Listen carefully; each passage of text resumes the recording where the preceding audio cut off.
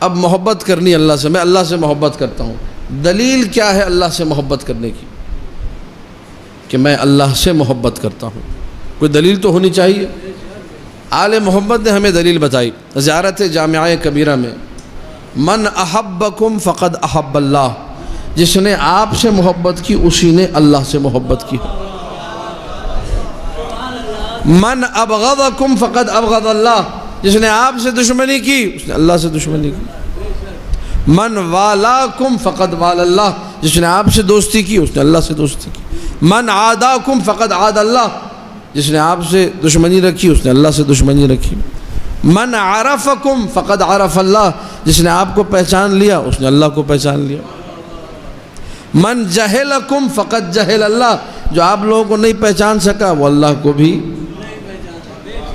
یہ زیارت جامعہ کبیرہ ہے، اور انہی جملوں کا سہارا لیتے ہوئے میں ایک اور متنازع اور ایک مشکل حدیث کو آپ کے سامنے حل کر دوں۔ عام طور پہ حدیث پڑھی جاتی ہے، اچھا ہے کہ یہاں بات آ گئی تو آپ لوگ بھی سماعت فرما لیں کہ جی حدیث ہے امام جعفر صادق علیہ السلام سے منسوب، اللہم صلی علی محمد و آل محمد۔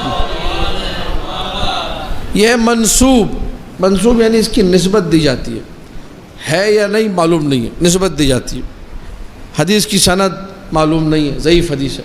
حدیث کا ترجمہ یہ ہے، حدیث کے پہلے الفاظ سن لیجئے، ان لنا مع اللہ حالات نحن فیہا ہوا فیہا نحن ومع ذالک ہوا ونحن۔ ہمارے اللہ کے ساتھ کچھ ایسے حالات ہیں جن حالات میں ہم وہ ہو جاتے ہیں، وہ ہم ہو جاتا ہے، اور اس کے باوجود وہ رہتا ہے، ہم رہتے ہیں۔ سنی ہے نہیں سنی حدیث؟ اس حدیث پہ بڑے پھڈے ہوئے ہیں، اس حدیث پہ جو ہے بڑے جھگڑے ہوئے، اس حدیث پہ لوگوں نے بڑے جو ہے نا گمراہیوں کے سودے کیے ہیں۔ جب انسان معارف اہل بیت سے آشنا ہو جائے تو بڑی سے بڑی مشکل آسان ہو جاتی ہے۔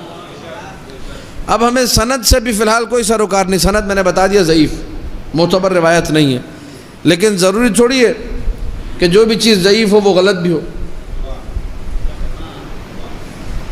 یہ خناس ہمیں اپنے ذہن سے نکال دینا چاہیے، یہ بہت بڑا خناس ہے۔ یہ سرکار یہ ضعیف ہے، کیا مطلب ضعیف جھوٹا ہوتا ہے؟ نہیں، ضعیف کا مطلب یہ نہیں کہ جھوٹا ہے، ضعیف کا مطلب یہ نہیں ہے کہ اس کی کوئی ویلیو نہیں ہے۔ بہت ساری چیزیں ضعیف ہیں لیکن انتہائی قوی ہیں، سند کے اعتبار سے ضعیف ہے، سند آپ کو نہیں مل رہی لیکن بات جو ہے بڑی مضبوط ہے، بات کو سولو کیا جا سکتا ہے، بات کو حل کیا جا سکتا ہے۔ سند کے اعتبار سے ضعیف کا کیا مطلب ہے؟ جی فلاں زید نے عمر سے نقل کیا، عمر نے بکر سے نقل کیا، بکر نے خالد سے نقل کیا، یہ جو خالد اور بکر ہیں پتہ نہیں کون لوگ ہیں۔ جب پتہ نہیں کون لوگ ہیں تو سند ہوگی ضعیف۔ تو کیا حدیث کو ریجیکٹ کر دیں، چھوڑ دیں؟ کہا کہ نہیں، ہو سکتا ہے بات بڑی پتے کی ہو، بڑی کام کی بات ہو، خواہ میں حدیث کو رد نہیں کیا جا سکتا۔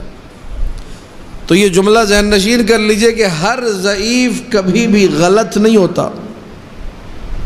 بعض موارد میں ہو سکتا ہے اکا دکا جگہوں پہ غلط بھی ہو، لیکن ہر ضعیف کو کلی قانون بنایا کہہ دینا کہ جو بھی ضعیف ہے وہ غلط نہیں، ایسا کچھ بھی نہیں ہے۔ بہت ساری حدیثیں ضعیف ہیں، انہی کے مطابق ہمارے علماء فتوے بھی دیتے ہیں، انہی کے مطابق ہمارے بڑے بڑے مسئلے بھی حل ہو جاتے ہیں۔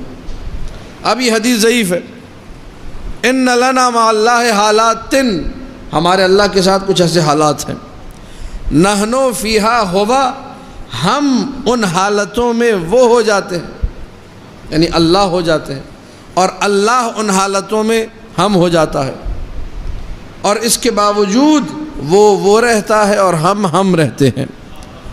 توجہ ہے یا نہیں ہے؟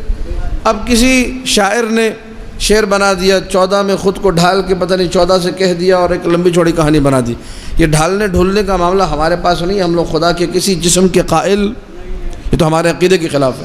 لیکن ایک چیز جو آسان سی ہے، جو قابل فہم ہے، میں بیان کروں گا، ہر ایک کو سمجھ میں آ جائے گی۔ یہی زیارت جامعہ کبیرہ کے جملے، من احبکم فقد احب اللہ، جس نے آپ سے محبت کی،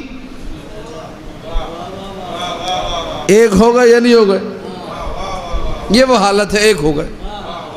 آپ سے محبت، اللہ سے محبت، آپ کی دشمنی، اللہ سے دشمنی، آپ کو پہچانا، اللہ کو پہچانا، تو کیا یہ دونوں ایک ہو گئے؟ کہا نہیں، وہ ہے، ہم ہیں۔ اللہم صلی علی محمد و آل محمد.